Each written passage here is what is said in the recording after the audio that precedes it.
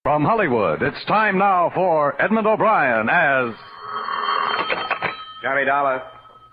Johnny, Bob Hall at Plymouth. We've got a bad thing down here. Oh, what's that? One of our company investigators has been killed. I think you knew him, Gene Reimer. Gene Reimer is dead. Yeah, shot to death. We learned of it this morning. Sent him down to Charleston to look into a murder.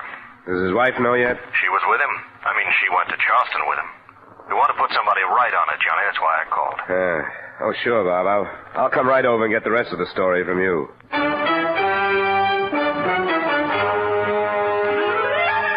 Edmund O'Brien in another adventure of the man with the action-packed expense account, America's fabulous freelance insurance investigator. Yours truly, Johnny Dollar.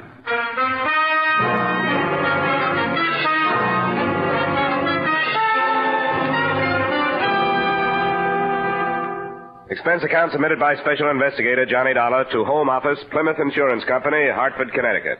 The following is an accounting of expenditures during my investigation of the Leland Blackburn matter. Expense account item 1, $250 cab fare from my apartment to the Plymouth building. Hey, Johnny. Yeah? Oh, hi, Merle. What are you doing down here? Well, the Gene Reimer shooting. I wondered if it heard. He talked a lot about you. You were good friends. We learned the business together in the Pinkerton agency. Almost opened our own office. It didn't pan out. I wish it had. We're going to miss him around here. He was a great guy. Yeah. Well, Bob Hall's waiting for me, Merle. I'd better get in there. Sure. Good luck, Johnny. Oh, hello, Mr. Dollar. He's waiting for you. You can go right in. Thanks. How are you, Bob? Thanks for coming right over, Johnny. Wouldn't have blamed you if you turned it down. Forget it. I feel pretty awful about it. I gave the case to Gene myself. He wasn't up for one, but there would have been some extra money for him. I knew he needed it. He didn't have to take the case. He didn't have to earn a living this way. It's a funny thing for you to say. Well, there's no other way to look at it. You can't hunt trouble forever without finally running into some. I got the idea that you were his friend. I was. But you aren't hiring a friend, Bob. You're hiring an investigator. If you want me to go to work on this, I'd better get some facts. I don't understand you. What about the case he was on? You said it was murder? A policyholder named Leland Blackburn was bludgeoned to death in his home. How long had Gene been on it? Less than a week, 5 days. Had he sent in any report on what he'd learned? No, he hadn't. Is that all? That's all I know. He was staying at the Hotel Lee. His wife is still there. As I said, she'd been with him. I suggest you talk to her first. I will. I'll leave as soon as I can get plane space. All right, Johnny. Good luck.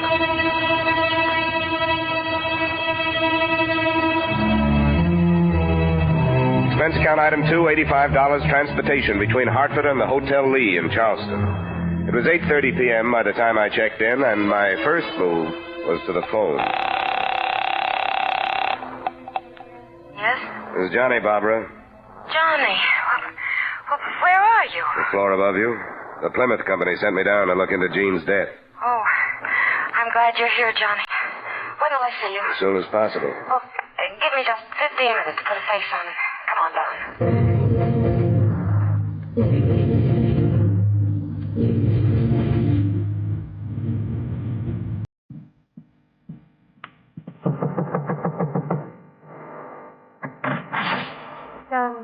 Hello. It's been a long time. I can't tell you what a shock it was to hear your voice on the phone. I've been thinking about you. Oh? It was natural to. You've been the only one I turned to when there was trouble. How did the company happen to send you? Because I knew Gene, I guess. Was anything said about us? There was no reason for that. Everything between you and me stopped when you got married. We'd better keep it that way now. Sure. It was a beautiful marriage all the way around. I told you it would be. You remember that? Yes. That there was a side of Gene Reimer that hardly anybody knew. You didn't believe me. I learned to. And you made some pretty serious statements to me after you did. I want to get that off my chest before we go any farther. I don't know how many times you told me that you were afraid you were going to kill him for what he'd done to you. And you meant it, didn't you? Johnny. The last time was less than a month ago. You don't think I killed him? I remember what you said. Johnny, don't. Why did you come to Charleston with him? Because he made me come. Why? Because he... I don't want to tell you. Why not? It doesn't have anything to do with what happened. Then you shouldn't mind telling me. He found out about somebody I'd been seeing in Hartford. I know it sounds cheap, but you must realize... Never mind that. Jean brought you down here to keep you away from this guy. Yes. Johnny, you can't think I killed him. I hope you didn't. For old time's sake, I'd hate to learn that you did. They were good times, Johnny. What do you know about the case Jean was working on? Nothing. He never talked about any of them. Well, I'll start on it tomorrow. Good night, Barbara.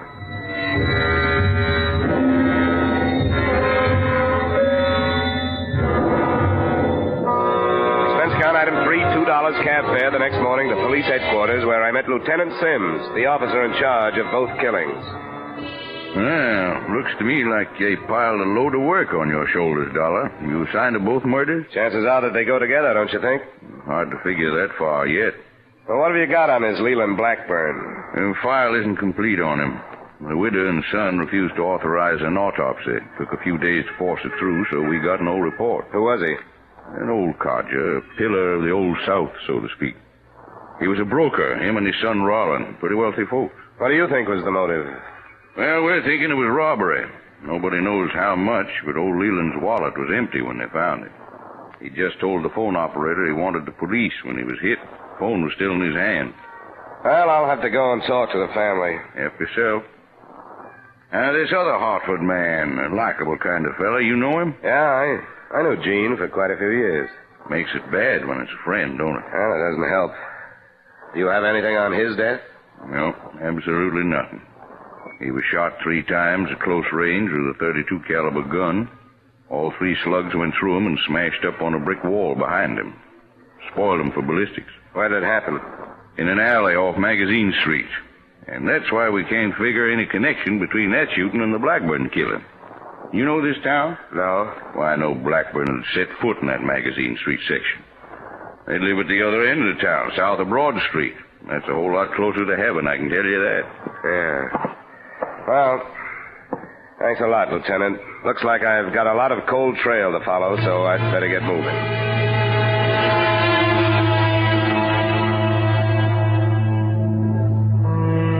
Later that day, after checking my phone to learn when the son would be home, I went to the Blackburn residence. It was a warm, friendly estate glowing with Southern tradition. The same thing could have been said about the widow, Mrs. Blackburn. But son Rollin must have taken after his father. What I resent most of all is that you are here simply because you suspect either Mother or me or both of us of nefarious plot. Now, Rollin. Isn't that right? Murder is a hard thing to ignore, Mr. Blackburn. I am not ignoring it, but I believe our local police are quite able to do what must be done. I should think you'd be interested in having as many people as possible working to clear it up. Naturally, I want to see my father's killers brought to justice. But I don't think Father would appreciate the importation of investigators from Hartford. Rollin, please. I came here primarily to investigate the death of the first Hartford man. I'm afraid you'll have to put up with me until I satisfy myself that there's no connection between your father and what that. Possible connection could there be? I don't know. There isn't any. And if I hear of you dragging the Blackburn name into a sordid murder in that part of town, I will personally thrash you to within an inch of your life. Rollin, I must insist. I think perhaps that if you left, Mr. Dollar and I could conclude this meeting much more rapidly. Don't you have an appointment someplace? Don't you forget what I said, Dollar. I won't. Oh, I must apologize, Mr. Dollar. You don't have to. The loss of his father has been a great shock to him. And I must say that other young man who was here, as pleasant as it tried to be, did leave us with the impression that he suspected us. One doesn't say things like that about the Blackburns. It is an extremely proud and moral family. I understand. And I don't want you to think that Now, Mr. Dollar, what do you want me to do? Well, I think you've probably been asked these questions by Mr. Reimer, but if you'll bear with me... Of course. Were you here the night your husband died? Yes. I was in the other wing where our bedrooms are. Rollin was there, too. But he came down to the kitchen. That's through there. And found poor Leland. Neither of you heard anything? No. I had my radio on, I remember. But even so, it is quite a big house. It's a beautiful house. Miss Blackburn, do you have any idea who could have done this thing? Any enemies of your husband's? I knew of nobody who disliked Leland. He was a charitable, honest man. And a pious one. I'm sorry, Mrs. Blackburn. I won't bother you any longer. My only hope is that I may join him soon.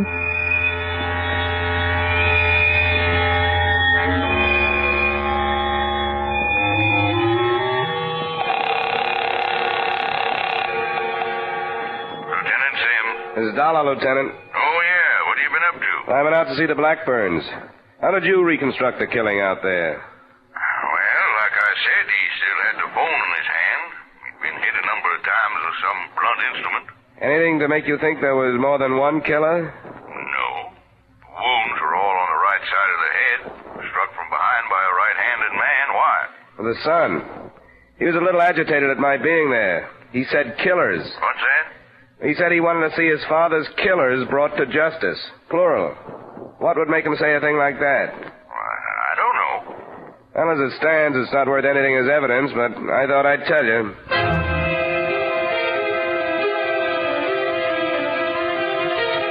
To me, at that moment, it meant there was a possibility that Roland Blackburn knew more than he was saying. I spent another 2 hours trying to find something to strengthen that possibility, the financial condition of both the family and their brokerage firm. I got no place with it, but I returned to my hotel with the feeling that one slip was going to develop into the link to connect Jean's death with the Blackburn investigation. The feeling lasted only a few seconds after I met the man who was waiting for me outside my room. Mr. Dollar, I'm Hal Brand. Oh, yeah? I'm the hotel detective here. Oh. I think I'd better talk to you. What about? The woman down on 413, Mrs. Reimer. How'd you find out about me? I've been keeping my eye on her. I saw you go to see her and checked on you. I had an idea that insurance company would send somebody else. Why have you been watching her? Her husband paid me to. I guess there was something wrong between them. Yeah. A man showed up to see her the day the husband was killed. I didn't get a chance to tell him, but I thought I ought to tell you. Who is he? Richards is his name. George. He's in the Clemens Hotel up the street. He checked in from Hartford, too.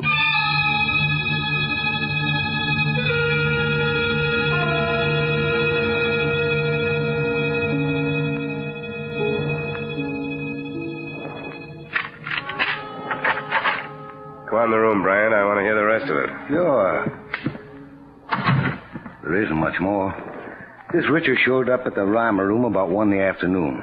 Reimer was out, so I didn't get to him. And then he was shot that night about 10. Maybe it don't mean anything. You know where Richards is now? He checked out this afternoon and took the 540 plane to New York. Let me pour you a drink, Brian? Sure. You know, a man's a fool to marry a woman as beautiful as that. It always means trouble. That's my personal opinion anyway. My wife's as ugly as sin. But that's as far as it goes. Yeah. Thanks. Have you told this to the police, Brian? Not yet. Why not? Oh, I figure a couple of days won't make any difference. If the police don't come up with something else, but then I'll tell them. You've talked to her. What do you think? I don't know, but I'm going down to see her. Wouldn't be very smart, would it? Maybe not. That's the way I have to play it. Help yourself to another drink, Brian, and thanks.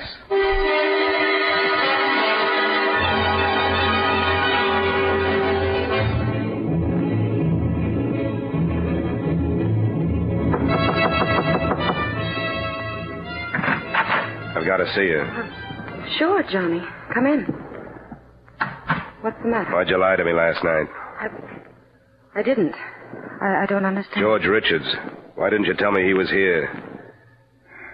How did you find out? He was seen coming to this room. Why didn't you tell me? I was afraid to. Yeah, that I believe. I put myself out on a limb for you today because I thought there was a chance you wouldn't lie to me. I withheld information.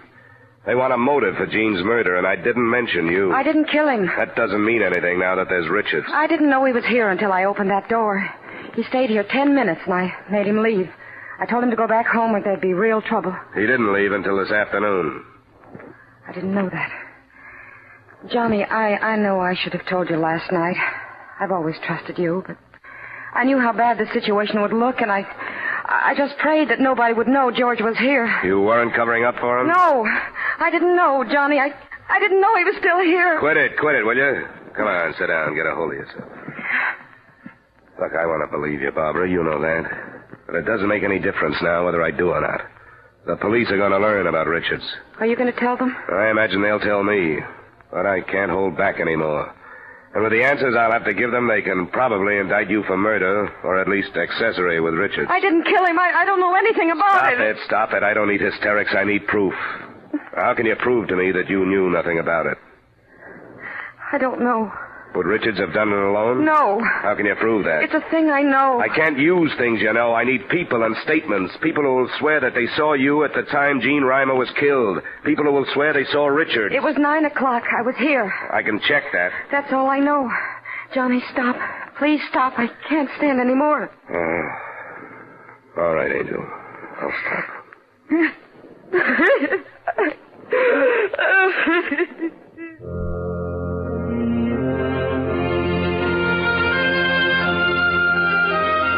I tried to find an alibi for George Richards that night, but a stranger in a city the size of Charleston is hard to nail down. I went to the Clemens Hotel and questioned bellboys, clerks, maids, and bartenders, but those who remembered him hadn't seen him during the evening in question. Then I tried cab drivers with no better success. It was after midnight when I went to bed, and 9 the next morning when I was awakened by a summons from the police, accompanied by official transportation.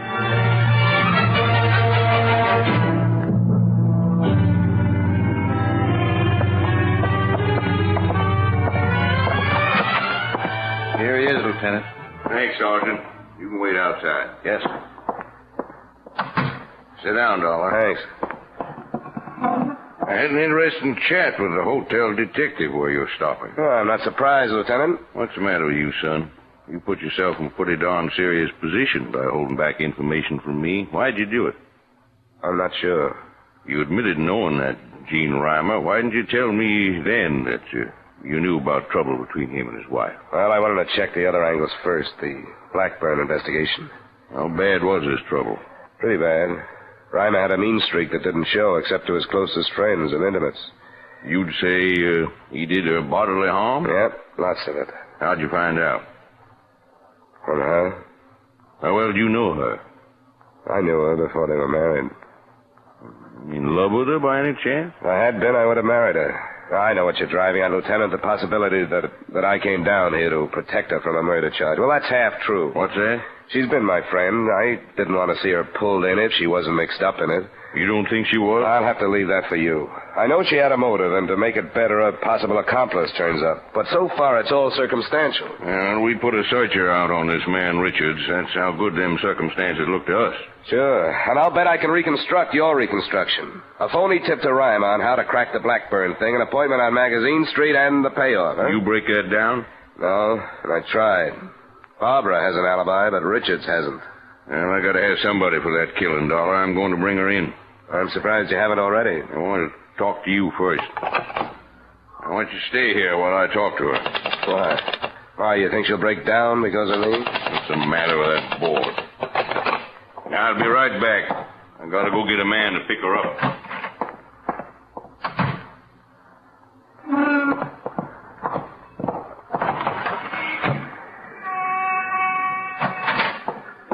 Hey, what are you doing?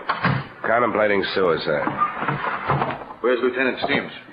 Just went out the other door. I'll be right back. Hey, you finally got the autopsy report on old man Blackburn. You sound as if you really didn't believe he was dead. Oh, no, he's dead, all right. What is it, Sergeant? The Blackburn autopsy report. Yeah, look here. Well, I'll be narcotics user. The press has been waiting for this, Lieutenant. And they've got a right to it. No, wait. Don't give it to them yet. This has been pretty hard on that family. Hold on to it. No use dragging them through any more mud. At least till the federal men go to work on it. All right, sir. She'll be here in a few minutes, Dollar, so relax. I gotta run through a few reports while we wait. It was hardly the time for relaxation, but I tried. We sat through an hour of questions to which there was no provable answers. And at the end of it, Barbara Reimer was booked on suspicion of murder, and I was released on bail, charged with suspicion of being accessory after the fact. I had only one place to go. Good afternoon, Miss Blackburn. Good afternoon. I'm Mr. Dollar. You remember me? Of course I do. I wasn't expecting you. I'm sorry I didn't have time to phone. May I come in? Yes? Your son at home? No, he's at the office. What is it, Mr. Dollar? A girl has been arrested because the police think she killed Mr. Reimer, the other man from Hartford. Oh, I didn't know. I don't think she did it. I don't think I understand, Mr. Dollar. Why have you come here? Because I think you know she didn't do it, Mrs. Blackburn. Mr. Dollar. Could we sit down someplace? Yes. In the drawing room. Now, if you please, sir, what is the meaning of this? Why did you refuse to allow an autopsy to be performed on your husband? Because I believe it to be a revolting and savage practice. A mental torture that no one has the right to ask the survivors to experience.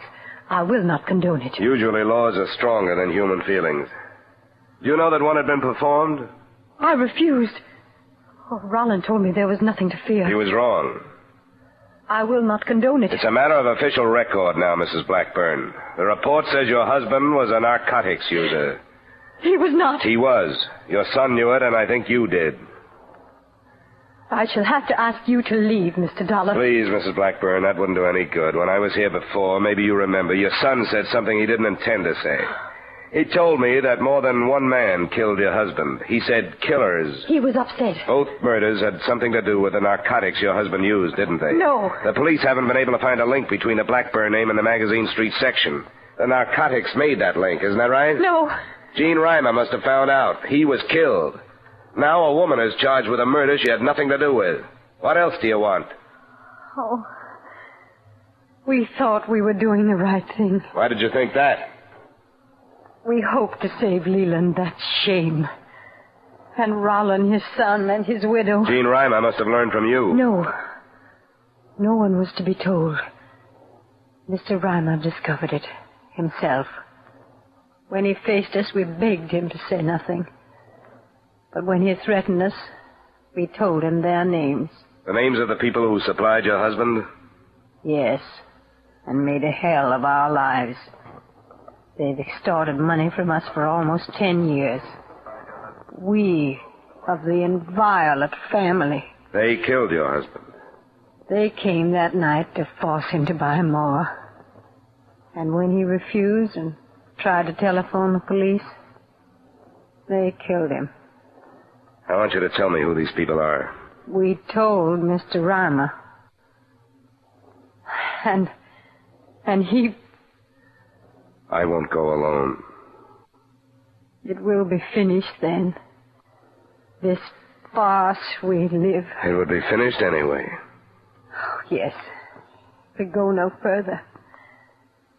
There are two. One is named Miller. The other Stone. Why do I find him? You won't go alone. We've caused one death. I'll be all right. All right. I'll tell you where to find them.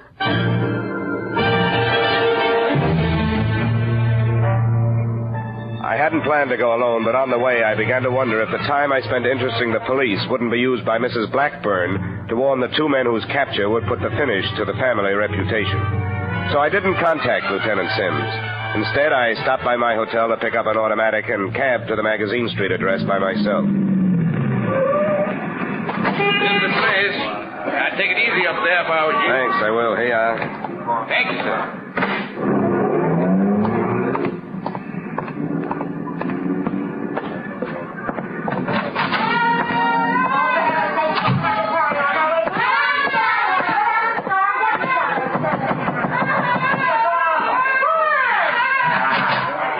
Who are you, Miller or Stone?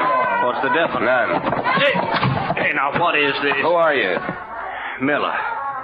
What's the idea of pushing in? I just came from the Blackburn place.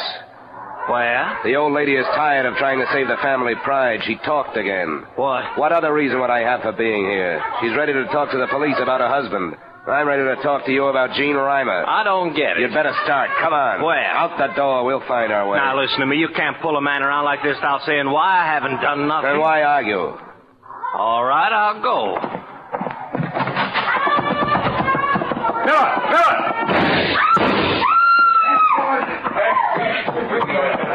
Miller? Get away from me. Find Stone. I gotta talk to Stone.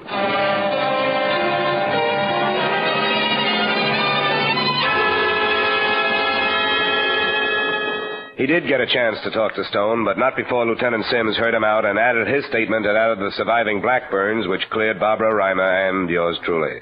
Expense account, item 3, $110, miscellaneous expenses in Charleston. Item 4, same as item 2, transportation back to Hartford, expense account total. Oh, excuse me. Yep. Hello, Johnny. Oh. Hi, Barbara. I thought you were coming over. It's after 4. Well, as a matter of fact, I was just going to phone. I can't make it. What's the matter, Johnny? I've got another case. What's the matter, Johnny? I have to earn a living. All right. You know where to find me if you want to. Yeah, I'll try to call you when I get back to town, okay? Goodbye. Expense account total, $345.75. Remarks? This was a fairly personal assignment, and it brings to mind a fairly personal observation. Cops, private or otherwise, should never marry. They're lousy husbands because they're away from home so much. But more important, they leave too many widows. Yours truly, Johnny Dollar.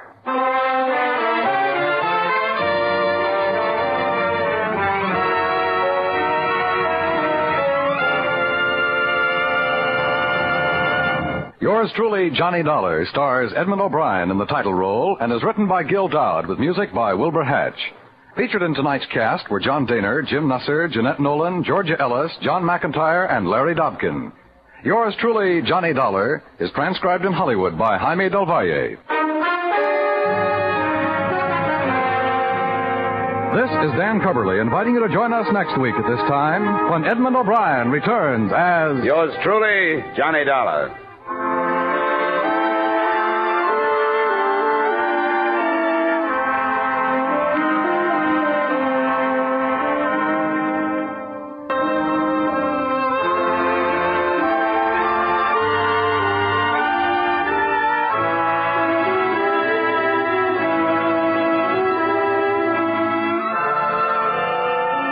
This is CBS, the Columbia Broadcasting System.